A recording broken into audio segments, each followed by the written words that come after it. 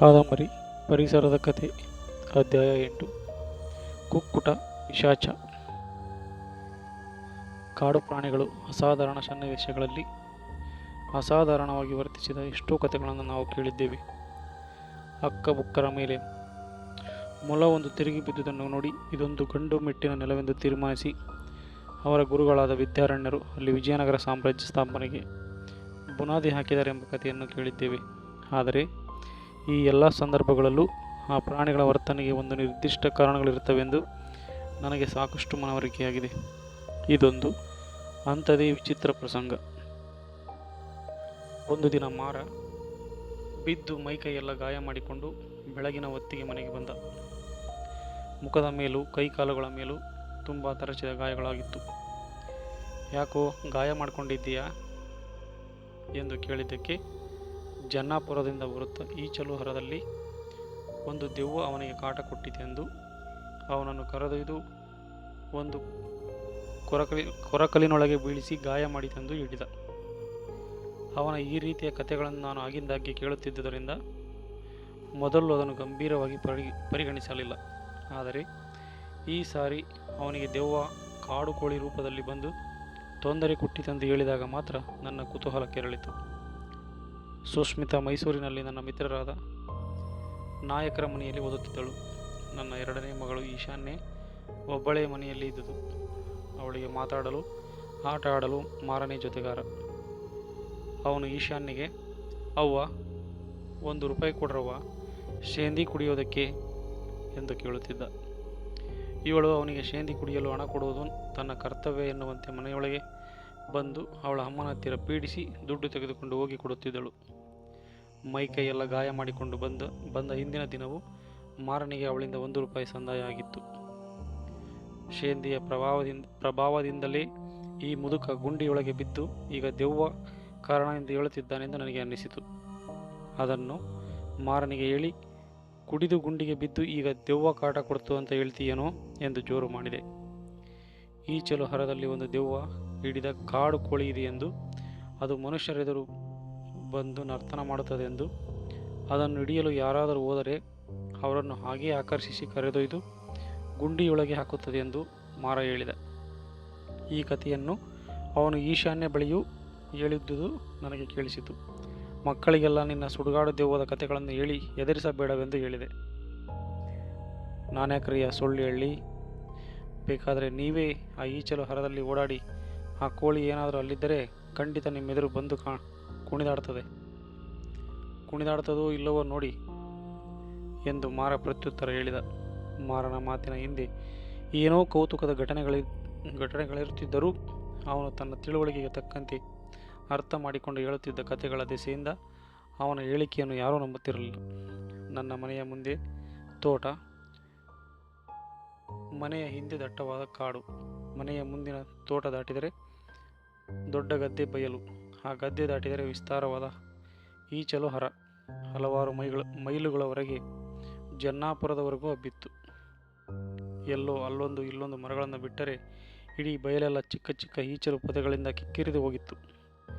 ಇಲ್ಲಿ ಈಚಲು ಗಿಡಗಳು ಬಯಲು ಸೀಮೆಯ ಈಚಲು ಮರಗಳಂತೆ ಎತ್ತರವಾಗಿ ಬೆಳೆಯುತ್ತಿರಲಿಲ್ಲ.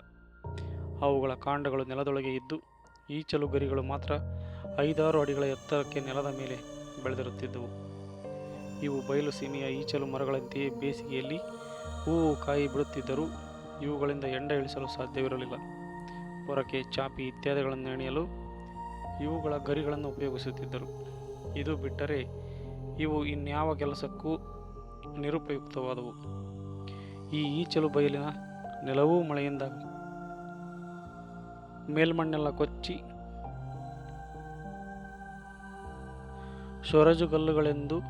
ಸೊರಜುಗಲ್ಲುಗಳೆದ್ದು ಬಂಜರು ನೆಲದಂತೆ ಇರುತ್ತಿತ್ತು.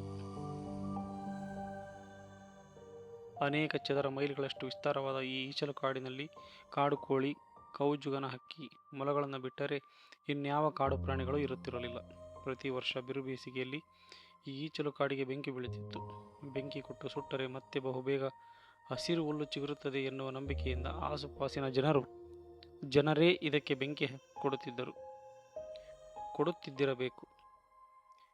ಈಚಲು ಗರಿಗಳೆಲ್ಲ ಸುಡುತ್ತಾ ಅಸಾಧ್ಯ ಹೊಗೆ ಇಳುತ್ತಿದ್ದರಿಂದ ಇಡೀ ತಾಲೂಕಿಗೆ ಬೆಂಕಿ ಬಿದ್ದಂತೆ ಹೊಗೆ ಕವಿಯುತ್ತಿತ್ತು. ಈಚಲು ಬಯಲಿನಲ್ಲಿ ಮನೆ ಮಾಡಿಕೊಂಡಿದ್ದ ಹಕ್ಕಿ, ಕೋಳಿ, ಮೊಲಗಳು ಆಗ ತೋಟಗಳಿಗೂ ದೂರದ ಕಾಡಿಗೂ ಓಡಿ ಹೋಗುತ್ತಿದ್ದವು. ಬೆಂಕಿಯ ಉರಿಗೂ ಹೊಗೆಯ ಘಾಟಿಗೂ ಹೆದರಿ ಓಡಿ ಬರುವ ಮೊಲಗಳನ್ನು ಒಡೆಯಲು ಶಿಕಾರಿದಾರರು ಗುಂಡಿಗಳಲ್ಲಿ ಕಾದು ಕೂರುತ್ತಿದ್ದರು. ಬೆಂಕಿಯ ಚಟ ಚಟ ಸದ್ದಿನ ನಡುವೆ ನಮಗೆ ಆಗೀಗ ಈಡುಗಾರರ ಕೋವಿಯ ಸದ್ದು ಡಮಾರೆಂದು ಕೇಳುತ್ತಿತ್ತು. ಎಂತಹ ಕಾಳ್ಗಿಚ್ಚೆ ಇಳಿದು ಎಷ್ಟೇ ಸುಡಲಿ, ಈಚಲ ಗಿಡದ ಗರಿಗಳೆಲ್ಲ ಸಂಪೂರ್ಣ ಸುಟ್ಟು ಈಚಲ ಕಾಂಡವೆಲ್ಲ ಮಸಿ ಹಿಡಿದು ಕರಕಲಾಗಿ ಹೋದರೂ ಸಹ ಕಲ್ನಾರಿನ ತುಂಡುಗಳಂತೆ ಕಾಣುವ ಅದರ ಬೊಡ್ಡೆಗಳಿಂದ ಮಳೆ ಬಂದ ಕೂಡಲೇ ದಿಗ್ಗನೆ ಚಿಗುರು ಹೊಮ್ಮುತ್ತಿತ್ತು. 15 ದಿನದೊಳಗೆ ಈಚಲೆಲ್ಲ ಚಿಗುರಿ ಕಣ್ಣು ಕಾಣುವವರೆಗೂ ಈಚಲು ಬಯಲು ಅಲೆ ಅಲೆ ಏಳುವ ಹಸಿರು ಸಮುದ್ರದಂತೆ ಕಾಣುತ್ತಿತ್ತು. ನಮ್ಮ ತೋಟದಿಂದ ಜನ್ನಾಪುರಕ್ಕೆ ಹೋಗುತ್ತಾ ಮಾರ ರಸ್ತೆಯಲ್ಲಿ ಹೋಗದೆ ಈ ಈಚಲು ಬಯಲಿನಲ್ಲಿ ಇದ್ದ ಒಳದಾರಿ ಮುಖಾಂತರ ಹೋಗುತ್ತಿದ್ದ. ಶೇಂದಿ ಕುಡಿದುಕೊಂಡು ಬರುತ್ತಿದ್ದ ಮಾರನ ಎದುರು ಕಾಡು ಕೋಳಿಯೊಂದು ಉರುಳಾಡಿ ರೆಕ್ಕೆ ಬಡಿದುಕೊಂಡು ನರ್ತಿಸಿತಂತೆ. ಯಾರೋ ಶಿಕಾರಿಯವರು ಗಾಯ ಮಾಡಿದ ಕೋಳಿ ಇದೆಂದು ತಿಳಿದು ಮುದುಕ ನಿಶೆಯ ಮತ್ತಿನಲ್ಲಿ ಅದನ್ನು ಹಿಡಿಯಲು ಓಡಿದ. ಕೋಳಿಯಂತೂ ಇನ್ನೇನು ಮಾರನ ಕೈಗೆ ಸಿಕ್ಕೇ ಬಿಟ್ಟಿತು ಎನ್ನುವಂತೆ ಓಡಿತು. ಸೇಂದಿಯ ನಿಶಾ ಇಲ್ಲದಿದ್ದರೆ ಅದನ್ನು ಖಂಡಿತ ಹಿಡಿದು ಕುತ್ತಿಗೆ ಮುರಿದೇ ಬಿಡುತ್ತಿದ್ದೆ ಎಂದು ಮಾರ ವಿವರಿಸಿದ. ಮಾರ ತೂರಾಡುತ್ತಾ ಎದುರು ತಕಪಕ ಕುಣಿಯುತ್ತಿದ್ದ ಕೋಳಿಯನ್ನು ಬೆನ್ನು ಹತ್ತಿದಾಗಿ ಕೈಗೆ ಬಂದ ತುತ್ತಿನಂತೆ ಕಾಣುತ್ತಿದ್ದ. ಅದನ್ನು ಗಮನಿಸುತ್ತಿದ್ದನೇ ಹೊರತು ಕಾಲ ಕೆಳಗಿನ ಕೊರಕಲನ್ನು ನೋಡಲೇ ಇಲ್ಲ. ಮಾರ ಕೊರಕಲಿನೊಳಗೆ ನುಗ್ಗಿ ಮುಗ್ಗರಿಸಿ ಬಿದ್ದ. ಕೋಳಿ ತನ್ನ ಪಾಡಿಗೆ ತಾನು ಪರಾರಿಯಾಯಿತು. ಕೋಳಿ ತನ್ನನ್ನು ಬೀಳಿಸಲೆಂದೇ ಉಪಾಯ ಮಾಡಿ ಕೊರಕಲಿನ ಕಡೆಗೆ ಹೋಯಿತೆಂದು ಮಾರನ ದೃಢ ನಂಬಿಕೆ. ಮಾರನ ಮಾತು ಕೇಳಿದರೆ ಅಲ್ಲಿ ಏನೋ ವಿಚಿತ್ರವಾದುದು ನಡೆದಿದೆ ಎನ್ನಿಸುತ್ತಿತ್ತು. ಬಹುಶಃ ಕೈಕಾಲು ಊನವಾಗಿರುವ ಕಾಡು ಕೋಳಿಯೋ ಅಥವಾ ಗಾಯಗೊಂಡದ್ದೋ ಇಲ್ಲವೇ ಕಾಯಿಲೆಗೆ ತುತ್ತಾಗಿದ್ದ ಕೋಳಿಯೋ ಅವನೆದುರು ವಿಚಿತ್ರವಾಗಿ ವರ್ತಿಸಿ ಅವನ ದುರಾಸೆಯನ್ನು ಕೆರಳಿಸಿರಬಹುದು. ಅಥವಾ ಶೇಂದಿಯ ಅಮಲಿನಲ್ಲಿದ್ದ ಮಾರನಿಗೆ ಹಾಗೆ ಕಾಣಿಸಿತ್ತೇನೋ. ದೆವ್ವ ಕೋಳಿ ರೂಪದಲ್ಲಿ ನನ್ನ ನರಬಲಿ ತೆಗೆದುಕೊಳ್ಳಲೆಂದೇ ಬಂದಿತ್ತು ಎಂದು ಬೆಳಗ್ಗೆ ಎಲ್ಲರಿಗೂ ಮಾರ ಹೇಳಿದ. ನಡೆದ ಘಟನೆಯನ್ನು ತನ್ನದೇ ಆದ ರೀತಿಯಲ್ಲಿ ಮಾರ ಅರ್ಥ ಮಾಡಿಕೊಂಡು ಕತೆ ಕಟ್ಟಿದ್ದ. ದೆವ್ವ ಈ ರೀತಿ ಕೋಳಿ ರೂಪ ತಾಳಿ ತೊಂದರೆ ಕೊಟ್ಟಿತೆನ್ನುವ ತೀರ್ಮಾನದ ದೆಸೆಯಿಂದಲೇ ಅವನು ಕಂಡ ಸತ್ಯವನ್ನು ಮಾರ ನಂಬಲು ಸಾಧ್ಯವಾಗುವಂತೆ ಮಾಡಿದ್ದ. ಇದಾದ ಕೆಲವು ದಿನಗಳ ನಂತರ ನಾನು ಪ್ಯಾರ ಮತ್ತು ಮಾರನ ಜೊತೆ ಈ ಈಚಲು ಹರಕ್ಕೆ ಹೋಗಬೇಕಾಗಿ ಬಂತು. ಆ ಈಚಲು ಬಯಲಿನಲ್ಲಿದ್ದ ಗೌಲು ಮರದ ಕೆಳಗೆ ಒಂದು ಹುತ್ತ ಇತ್ತು. ದನ ಕಾಯುವ ರಾಮ ಪ್ಯಾರನಿಗೆ ಅದರೊಳಗೆ ಜೇನು ಹುಳುಗಳು ಬಂದು ಕುಳಿತಿದ್ದಾವೆಂದು ಹೇಳಿದನಂತೆ. ಪ್ಯಾರ ಮನೆಯಲ್ಲಿದ್ದ ಖಾಲಿ ಜೇನು ಪೆಟ್ಟಿಗೆಗೆ ಅದನ್ನು ಕೂರಿಸೋಣವೆಂದು ಹೇಳಿದ. ಖಾಲಿ ಪೆಟ್ಟಿಗೆ ಹುಡುಕಿ ತೆಗೆದು ಅದರೊಳಗಿನ ಜೇಡರ ಹುಳು ಇತ್ಯಾದಿಗಳನ್ನೆಲ್ಲ ಓಡಿಸಿ ಧೂಳು ಕಸ ಇವನ್ನೆಲ್ಲ ಒರೆಸಿ ತೆಗೆದು ರಾಣಿಗೇಟು, ಚಾಕು, ಹೊಗೆ ಹಾಕಲು ಹಾಳು ಗೋಣಿ ತುಂಡು ಇತ್ಯಾದಿಗಳನ್ನೆಲ್ಲ ಒಟ್ಟು ಮಾಡಿ ಹೊರಡಬೇಕಾದರೆ 9 ಗಂಟೆಯೇ ಆಯಿತು. ಈ ಸಾಮಾನುಗಳನ್ನೆಲ್ಲ ಹೊತ್ತು ಕಿವಿ ಕರೆದುಕೊಂಡು ಹೊರಟೆವು. ಆಗಲೇ ಒಂದೆರಡು ಮಳೆ ಬಿದ್ದಿದ್ದರಿಂದ ಈಚಲು ಬಯಲು ಚಿಗಿರಿ ಕಣ್ಣು ಹಾಯುವವರೆಗೂ ಹಸುರಿನ ಸಮುದ್ರವಾಗಿತ್ತು. ಈಚಲು ಬಯಲಿನ ನಡುವೆ ಒಂದು ಸ್ಮಶಾನ. ಅದನ್ನು ದಾಟಿ ಸುಮಾರು 1.5 ಫರ್ಲಾಂಗ್ ಹೋದರೆ ಆ ಗೌಲು ಮರ. ಪ್ಯಾರನಿಗೆ ನಾವು ಉದ್ದೇಶಿಸಿರುವ ಕೆಲಸವೊಂದನ್ನು ಬಿಟ್ಟು ಬೇರೇನಾದರೂ ಅಡ್ಡ ಕಸುಬುಗಳನ್ನು ಮಾಡುವುದೆಂದರೆ ಪಂಚಪ್ರಾಣ. ಜೊತೆಗೆ ಕಿವಿ ಇದ್ದರಂತೂ ಮುಗಿದೇ ಹೋಯಿತು. ಅರ್ಧ ಗಂಟೆಯೊಳಗೆ ಆಗುವ ಕೆಲಸ ಇಡೀ ಒಂದು ದಿನಕ್ಕೆ ವಿಸ್ತರಿಸುತ್ತಿತ್ತು. ಕಿವಿಯನ್ನು ಮನೆಯಲ್ಲಿ ಕಟ್ಟಿ ಹಾಕಿ ಬರೋಣ ಎಂದರೂ ಅದು ಗಂಟಲು ಹರಿಯುವಂತೆ ಕೂಗುತ್ತಾ ಸರಪಳಿ ಜಗ್ಗುತ್ತಾ ಮನೆಯವರಿಗೆಲ್ಲ ಕಿರಿಕಿರಿ ಆಗುವಂತೆ ಮಾಡುತ್ತಿತ್ತು. ಅವತ್ತು ಆಗಿದ್ದು ಅದೇ. ಒಂದು ಕಾಡು ಕೋಳಿ ದಡಕ್ಕನೆ ನಮ್ಮೆದುರೇ ನೆಗೆದು ಇನ್ನೇನು ಪ್ರಾಣ ಹೋಗುತ್ತದೆ ಎನ್ನುವಂತೆ ನಮ್ಮೆದುರೇ ಉರುಳಾಡಿ ರಪರಪ ರೆಕ್ಕೆ ಬಡಿಯುತ್ತಾ ತತ್ತರಿಸುತ್ತಾ ತೂರಾಡುತ್ತಾ ಮುಂದುವರಿಯಿತು. ತಲೆಯ ಮೇಲೆ ಹೊತ್ತುಕೊಂಡಿದ್ದ ಜೇನು ಪೆಟ್ಟಿಗೆಯನ್ನು ದುಪ್ಪನೆ ಹೊತ್ತಾಕಿ ಪ್ಯಾರ ಚೂ ಕಿವಿ ಹಿಡ್ಕ ಎಂದು ಕೂಗಿ ಕಿವಿಯನ್ನು ಉರಿದುಂಬಿಸುತ್ತಾ ಕ್ಷಣಾರ್ಧದಲ್ಲಿ ದೊಂಬಿ ಎಬ್ಬಿಸಿ ಕೋಳಿಯ ಹಿಂದೆ ಓಡಿ ಈಚಲು ಬಯಲಿನಲ್ಲಿ ಮಾಯವಾದ. ನಾನು ಹೇಳಲಿಲ್ಲೇನು, ಅದೇ ದಯ್ಯದ ಕೋಳಿ. ನೋಡಿದ್ರಾ ಹೇಗೆ ಕುಣಿದಾಡಿತು ನಿಮ್ಮ ಕಣ್ಣೆದುರು. ನಾನು ಹೇಳಿದರೆ ಕುಡಿದು ತಲೆಗೇರಿತ್ತು ಅಂತ ನನಗೆ ಹೇಳಿದ್ರಲ್ಲ. ಎಂದು ಹೇಳಿ ಮಾರ ಕುತ್ತಿಗೆ ಉದ್ದ ಮಾಡಿಕೊಂಡು ಪ್ಯಾರನು ಕಿವಿಯು ಓಡಿ ಹೋದ ದಿಕ್ಕನ್ನೇ ನೋಡತೊಡಗಿದ. ಮಾರ ಹೇಳಿದ ಕತೆ ನನಗೆ ಮರೆತೇ ಹೋಗಿತ್ತು. ಈಗ ಮಾರ ಹೇಳಿದ್ದು ನಿಜವೆಂಬಂತೆ ಕೋಳಿ ವರ್ತಿಸಿತ್ತು. ದೆವ್ವ ಹಿಡಿದಂತೆಯೇ ನೆಲದ ಮೇಲೆ ಬಿದ್ದು ತಕಪಕ ಕುಣಿದಾಡಿದ್ದು ನೋಡಿದರೆ ಮಾರ ಹೇಳಿದ್ದರಲ್ಲಿ ಅಂಥ ಉತ್ಪ್ರೇಕ್ಷೆ ಏನೂ ಇರಲಿಲ್ಲ. ಆದರೆ ಈ ಸಾರಿ ಪ್ಯಾರನ ಜೊತೆ ಕಿವಿಯೂ ಇದ್ದುದರಿಂದ ಹೋದ ಸಾರಿಯಂತೆ ಕೋಳಿ ಕೈಕೊಟ್ಟು ಓಡಿ ಹೋಗುವುದು ಸುಲಭ ಇರಲಿಲ್ಲ. ಎದುರಿನ ದಿಣ್ಣೆಯ ಈಚಲು ಪೊದೆಗಳ ನಡುವೆ ಪ್ಯಾರನು ಕಿವಿಯು ಕೋಳಿಯನ್ನು ಹುಡುಕುತ್ತಿದ್ದುದು ಅವರು ಎಬ್ಬಿಸುತ್ತಿದ್ದ ಗಲಾಟೆಯಿಂದ ಗೊತ್ತಾಗುತ್ತಿತ್ತು. ಅವರ ಕೂಗಾಟ ಕೇಳಿದರೆ ಕೋಳಿ ಅವರ ಕೈಗೆ ಸಿಕ್ಕೇ ಬಿಟ್ಟಿದೆ ಎನ್ನುವಂತೆ ಭಾಸವಾಗುತ್ತಿತ್ತು. ಅಷ್ಟರಲ್ಲಿ ಅಲ್ಲಿಂದ ಕೋಳಿ ಬುರ್ರನೆ ನೆಲ ಬಿಟ್ಟು ಹಾರಿದ್ದು ದೂರದಲ್ಲಿದ್ದ ನಮಗೆ ಕಾಣಿಸಿತು. ಕೊಂಚ ದೂರದವರೆಗೆ ರೆಕ್ಕೆ ಬಡಿದು ಹಾರಿದ ಕೋಳಿ ಅನಂತರ ಸುಯ್ಯನೆ ತೇಲಿಕೊಂಡು ದೂರದ ಗದ್ದೆ ಬಯಲಿನಲ್ಲಿ ಇಳಿದು ಸರ್ವೇ ಸಾಮಾನ್ಯ ಕೋಳಿಯಂತೆ ಸರಿಯಾಗಿ ನಡೆದು ಪಕ್ಕದ ಪೊದೆಯೊಳಗೆ ನುಸುಳಿ ಮಾಯವಾಯಿತು. ಅದು ನಡೆದು ಹೋದ ರೀತಿಯಲ್ಲಿ ಅದಕ್ಕೆ ಏನೂ ಆಗಿರುವಂತೆ ಕಾಣಲಿಲ್ಲ. ಕೊಂಚ ಹೊತ್ತಿನ ತರುವಾಯ ಪ್ಯಾರ ಬಂದು ಹಾರಿದ ಕೋಳಿ ಎಲ್ಲಿ ಹೋಯಿತೆಂದು ಕೇಳಿದ. ಕಿವಿ ಇನ್ನೂ ಈಚಲ ಬಯಲಿನಲ್ಲಿ ಹುಡುಕುತ್ತಲೇ ಇತ್ತು. ನಾನು ಪ್ಯಾರನಿಗೆ ಕೋಳಿ ಗದ್ದೆ ಬಯಲಿನ ಕಡೆಗೆ ಹಾರಿ ಹೋಯಿತೆಂದು, ಅದಕ್ಕೆ ಏನೂ ಆಗಿಲ್ಲವೆಂದು ಹೇಳಿದೆ. ಪ್ಯಾರನಿಗೆ ನಂಬಿಕೆಯೇ ಬರಲಿಲ್ಲ. ಅದು ಇನ್ನೇನು ತನ್ನ ಕೈಗೆ ಸಿಕ್ಕಿಬಿಡುವುದರಲ್ಲಿತ್ತೆಂದು ಹೇಳಿ ಅದನ್ನು ಬಿಡುವುದೇ ಇಲ್ಲೆಂದು ಆಣೆ ಹಾಕುತ್ತಾ ಕಿವಿ ಕರೆದುಕೊಂಡು ದೂರದ ಗದ್ದೆಗಳ ಕಡೆಗೆ ಹೊರಟ. ಆ ಕೋಳಿಗೆ ಏನೂ ಆಗಿಲ್ಲವೆಂದು, ಅದನ್ನು ಬೆನ್ನಟ್ಟುವುದು ವ್ಯರ್ಥವೆಂದು ನಾನೆಷ್ಟು ಹೇಳಿದರೂ ನನ್ನ ಮಾತನ್ನು ಕಿವಿಗೆ ಹಾಕಿಕೊಳ್ಳದೆ ಮಾತು ಮುಗಿಸುವುದರೊಳಗೆ ನಿರ್ಗಮಿಸಿದ. ಅಲ್ಲಿಗೆ ನಾವು ಹೊರಟ ಕೆಲಸ ಇವತ್ತು ಮುಗಿಯುವುದಿಲ್ಲವೆಂಬುದು ನನಗೆ ಖಾತರಿಯಾಯಿತು. ಪ್ಯಾರನ ಕೈಗೆ ಸಿಕ್ಕೇ ಬಿಟ್ಟಿತೆನ್ನುವಂತೆ ಹಲವು ಬಾರಿ ಕೋಳಿ ಓಡಿದ್ದರಿಂದ ಅವನ ತಲೆ ಕೆಟ್ಟು ಹೋಗಿತ್ತು. ಯಾರ ಮಾತನ್ನು ಕೇಳುವ ಸ್ಥಿತಿಯಲ್ಲಿರಲಿಲ್ಲ ಅವನು. ಅದು ದಯ್ಯದ ಕೋಳಿ. ಇವನು ತಗೊಂಡೋಗಿ ಯಾವುದಾದ್ರೂ ಹಾಳು ಬಾವಿಗೆ ಹಾಕದಿದ್ರೆ ಕೇಳಿ ಎಂದು ಮಾರ ಗದ್ದೆ ಕಡೆ ಓಡುತ್ತಿದ್ದ ಪ್ಯಾರನನ್ನು ನೋಡಿ ಗೊಣಗಿದ. ಪ್ಯಾರನು ಕಿವಿಯು ಹುಡುಕಿ ಸುಸ್ತಾಗಿ ತಮ್ಮ ತೆವಲೆಲ್ಲ ತೀರಿದ ಮೇಲೆ ಬಂದರು. ಅವರು ಬರುವ ವೇಳೆಗಾಗಲೇ ಗಂಟೆ ಒಂದಾಗಿತ್ತು. ಬಂದ ಕೆಲಸ ಹಾಳು ಮಾಡಿ ಕೋಳಿ ಹಿಡಿಯಲು ಹೋಗಿದ್ದೀಯಾ ಎಂದು ಅವನಿಗೆ ಬೈದೆ. ಎಷ್ಟು ಬೈದರೂ ಕೋಳಿ ಇನ್ನೇನು ನಮ್ಮ ಕೈಗೆ ಸಿಕ್ಕೇ ಬಿಟ್ಟಿತ್ತು ಎಂದು ಹೊಟ್ಟೆ ಉರಿದುಕೊಳ್ಳುತ್ತಾ ಹೇಳುವುದನ್ನು ಅವನು ಬಿಡಲೇ ಇಲ್ಲ. ಜೇನು ಹುಳುಗಳನ್ನು ಪೆಟ್ಟಿಗೆ ಒಳಗೆ ಕೂಡಿ ಜೇನು ಪೆಟ್ಟಿಗೆಯನ್ನು ಹುತ್ತದ ಬಳಿಯೇ ಬಿಟ್ಟೆವು. ಹೂವನ್ನರಿಸಿ ಹೋಗಿದ್ದ ಜೇನುಗಳೆಲ್ಲ ಹಿಂದಿರುಗಿ ಬಂದ ಮೇಲೆ ಸಂಜೆಯ ಅನಂತರ ಪೆಟ್ಟಿಗೆಯನ್ನು ತೋಟಕ್ಕೆ ಸಾಗಿಸೋಣೆಂದು ತೀರ್ಮಾನಿಸಿ ಹಿಂದಿರುಗಿ ಬಂದೆವು. ಸಂಜೆ ಪೆಟ್ಟಿಗೆ ತರಲು ಮಾರನು ಪ್ಯಾರನು ಹೋದಾಗ ಮತ್ತೆ ಅದೇ ಜಾಗದಲ್ಲಿ ಕೋಳಿ ಅದೇ ರೀತಿ ವರ್ತಿಸಿತೆಂದು ಪ್ಯಾರ ಹೇಳಿದ. ಆದರೆ ಈ ಬಾರಿ ಮಾರ ಅದು ದೆವ್ವದ ಕೋಳಿ ಎಂದು ವಿವರಣೆ ಕೊಟ್ಟಿದ್ದರಿಂದ ಪ್ಯಾರ ಬೆಳಗ್ಗೆ ಮಾಡಿದಂತೆ ಅದನ್ನು ಬೆನ್ನಟ್ಟಲಿಲ್ಲ. ಮಾರ ಹೇಳಿದ್ದು ನಿಜವಾಗಿತ್ತು.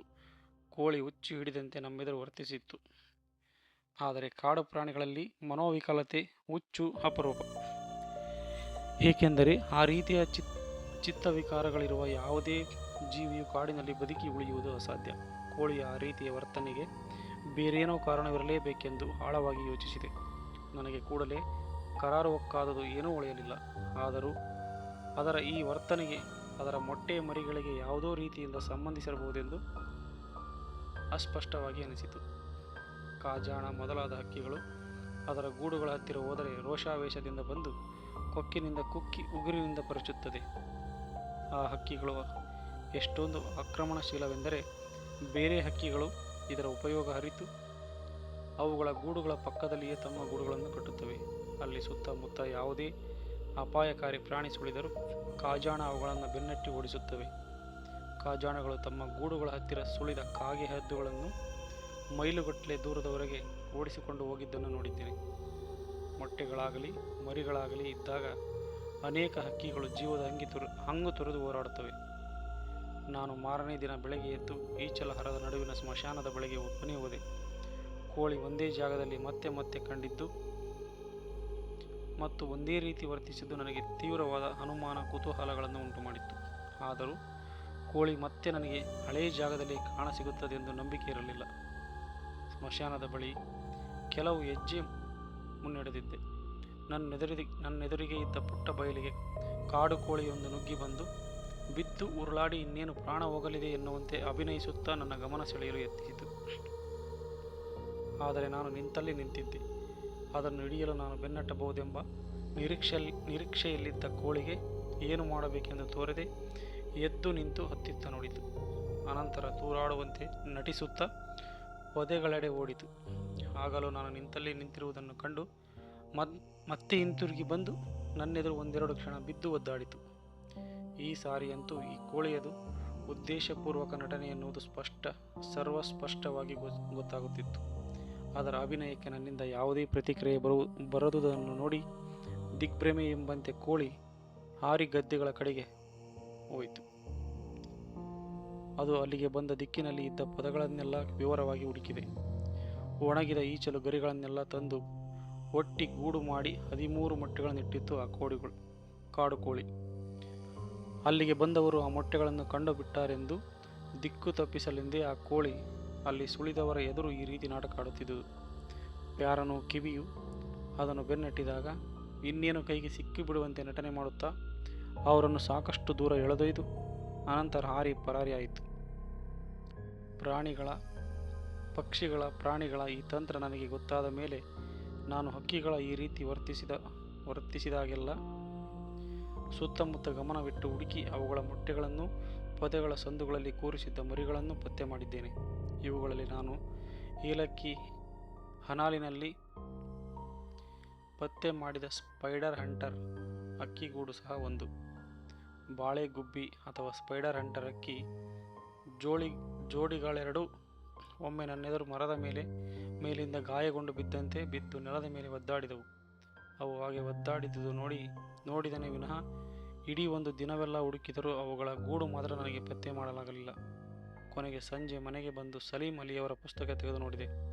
ಅದರಲ್ಲಿ ಬಾಳೆಗುಬ್ಬಿ ಪಕ್ಷಿಗಳು ಬಾಳೆ ಗಿಡದ ಎಲೆಗಳಡಿಯಲ್ಲಿ ಅವಕ್ಕೆ ಅಂಟಿಕೊಂಡಂತೆ ಜೇಡರ ಬಲೆಗಳಿಂದ ಗೂಡು ಕಟ್ಟುತ್ತವೆಂದು ವಿವರಿಸಿತ್ತು.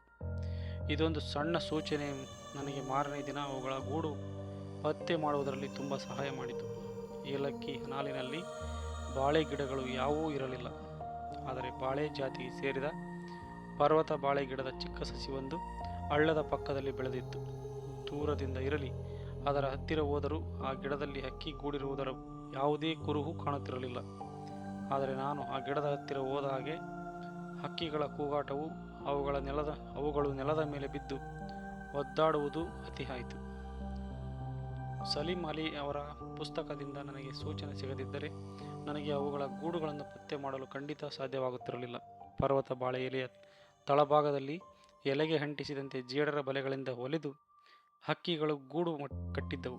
ತಲೆಯ ಮೇಲೆ ಅರಚಾಡುತ್ತಿದ್ದ ಹಕ್ಕಿಗಳಿಗೆ ಸಮಾಧಾನ ಆದರೆ ಸಾಕೆಂದು ನಾನು ಆದಷ್ಟು ಬೇಗ ದೂರ ಬಂದೆ. ಕೋಳಿ ಕುಣಿದಾಡಿದ್ದನ್ನು ನೋಡಿ ಕೋಳಿಗೆ ದೆವ್ವ ಹಿಡಿದಿದೆ ಎಂದು ಮಾರ ತೀರ್ಮಾನಿಸಿದಂತೆಯೇ ಮೊಲ ತಿರುಗಿ ಬಿದ್ದುದನ್ನು ನೋಡಿ ವಿದ್ಯಾರಣ್ಯರು ಇದು ಗಂಡು ಮೆಟ್ಟಿನ ನೆಲವೆಂದು ತೀರ್ಮಾನಿಸಿದ್ದರೋ ಏನೋ. ಕೊಂಚ ತಾಳ್ಮೆಯಿಂದ ಹುಡುಕಿ ನೋಡಿದ್ದರೆ ಮೊಲ ತಿರುಗಿ ಬಿದ್ದುದಕ್ಕೆ ಬೇರೇನಾದರೂ ಕಾರಣ ಕಂಡುಬರುತ್ತಿತ್ತೆಂದು ನನಗೆ ಅನ್ನಿಸುತ್ತದೆ.